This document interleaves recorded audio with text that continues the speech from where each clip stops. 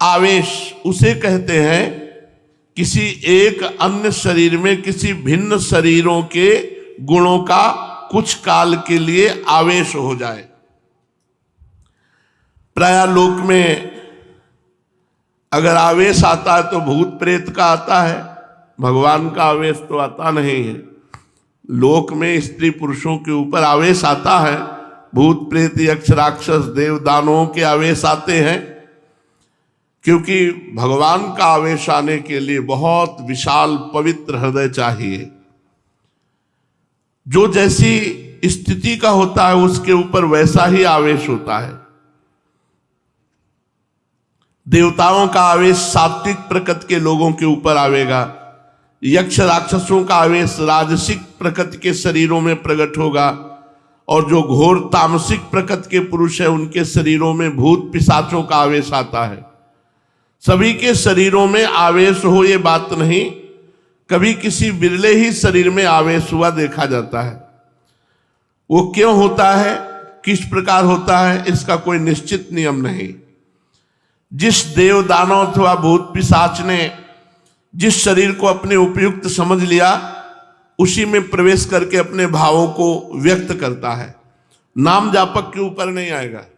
एक बार हम एक आश्रम में खंडहर था जंगल में गंगा के किनारे, तो वहां हमें रोका गया कि यहां मत सोना, यहां भूत रहते हैं। हमारा जिद्दी स्वभाव था, जहां रोक दिया जाता था वहां रुकते नहीं थे, देखते थे क्या होगा। तो एक इतनी छोटी सी टार्च और दुप दुप वाली घड़ी, ये दो चीज जरूर रखते थे। तो टार्च रास्ता देखने के लिए, घड़ी समय देखने के लिए कि कितना हो गया। आराम से जाकर के वहां आसन लगाया और लेट गए खंडहर में। कोई भय नहीं रहता था क्योंकि खूब गंगा जी की कृपा थी। गंगा जी की कृपा से भय नाम की चीज नहीं रह गई थी, क्योंकि कदम कदम पे स्मशान लाशें सब तो सब दिमाग में रम गया था, और गंगा किनारे रहते थे इसलिए कोई भय नहीं रह गया था। उन लोगों ने रोका और वो आश्रम में रुके हुए थे, वहां कोई नहीं टिकता था। वहां जाके आसन लगाया, वहां भूत था। रात्रि के 9 बजे जो ही आसन लगाया और लेटे, ते ही हमारे ऊपर ऐसे जैसे बहुत वजनदार जांघें जिसकी हो, हमारे ऊपर ऐसे चढ़ गया। खूब हम चेतना, कोई सो नहीं रहे थे। ऐसे हाथ किया तो पीछे से जटाएं उस समय भी थी, उस समय तो और घनीभूत जटाएं थी, तो पीछे से हमारी जटा पकड़ ली। ये सब जागृत में हो रहा था। 9 बजे थे शाम के, पर मंत्र चल रहा था। फिर एकदम खाली उठे, हम कहा नहीं ये हमारा भ्रम है, ऐसा नहीं हो सकता कि हम नाम जप कर। तो पवित्र प्रेत भी होते हैं, जैसे भाई जी से हनुमान प्रसाद पोद्दार जी के सामने प्रकट हुए पारसी, तो कहा कि आप डरना मत। तो उनका मैं डरूंगा क्यों, बोले मैं प्रेत हूं। तो भाई जी को कुछ ऐसा लगा कि प्रेत सामने खड़े थे, तो उनका मैं आपके पास उद्धार कराने के लिए आया हूं। तो भाई जी ने कहा मैं गीता पाठ करके आया। तो बोले हमें गीता कंठस्थ है। वो प्रेत बोला मुझे गीता कंठस्थ है। तो कुछ प्रेत पवित्र प्रेत होते हैं, जिनसे चूक हो गई प्रेत बनते हैं, तो वो अपवित्र प्रेत तो छू नहीं सकते। बाहर निकले, एक महुआ का पेड़ था, खड़े हुए हैं, नहीं प्रेत नहीं हो सकता।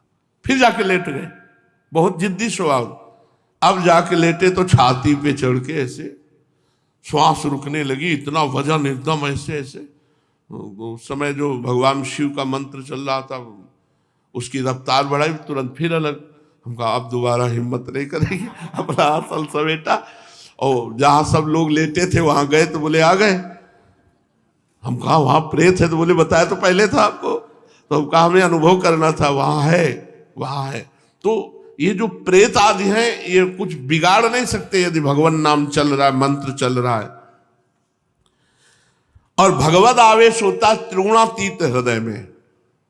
प्रेत आदि जैसे अंदर प्रवेश कर जाते हैं तो तमोगुणी रजोगुणी हृदय में, भगवत आवेश होता है त्रिगुणातीत अवस्था में। जिस प्रकार पृथ्वी को दुष्ट क्षत्रियों के अत्याचार से पीड़ित देखकर भगवान परशुराम के शरीर में भगवान का आवेश हुआ और पृथ्वी को दुष्ट क्षत्रियों से हीन करके शीघ्र ही वो आवेश अदृश्य हो गया। फिर परशुराम जी शुद्ध ऋषि बनकर आज तक भी महेंद्र पर्वत पर बैठकर तपस्या कर रहे हैं।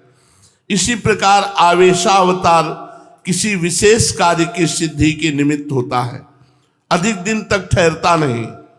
द्रौपदी के चीर खींचने पर भगवान का चीरावतार भी हुआ था, पर वो थोड़ी देर के लिए द्रौपदी की लाज रखकर वो अदृश्य हो गया।